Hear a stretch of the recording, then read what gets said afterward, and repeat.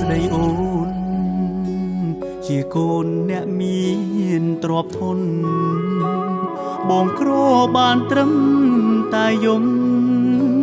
គ្មានអ្វីយកស៊ូនឹងគេមានតែដើរចេញបើកផ្លូវឲ្យគេមើលថែទូឈឺក៏មិនធ្វេដែរឲ្យតែអូនមានក្តីសុខការលិបគេខ្ពស់គេរស់បែបអភ័យជនគេចាយដុល្លារ10000អាចឲ្យអូនរស់ផុតទុក្ខបងប្រៀបមកໄວបានថាណាំងលុយឡានសពគ្រប់មានតែដកថយត្រឡប់បាញ់ឈប់រឿងយើងត្រឹមនេះជីវ៉ាអើលុយអើយលុយពេញចិត្តមនុស្សបានតែមិននឹកស្មានថាអូនឡើយណាស្រឡាញ់រាប់ឆ្នាំបានត្រឹម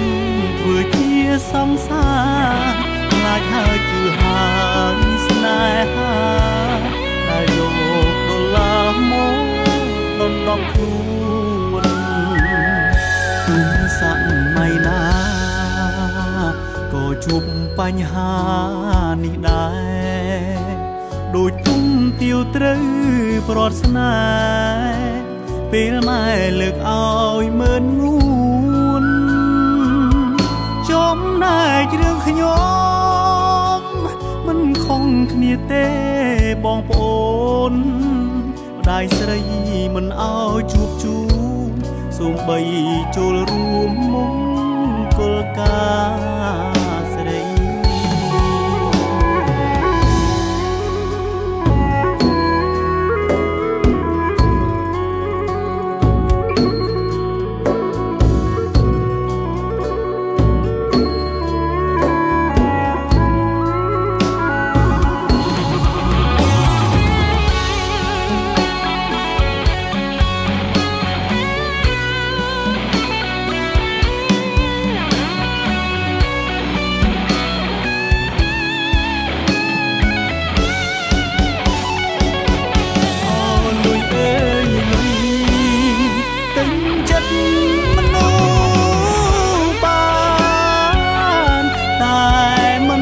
ស្មា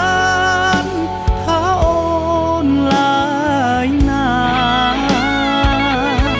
ស្រឡាញ់រាប់ឆ្នាំ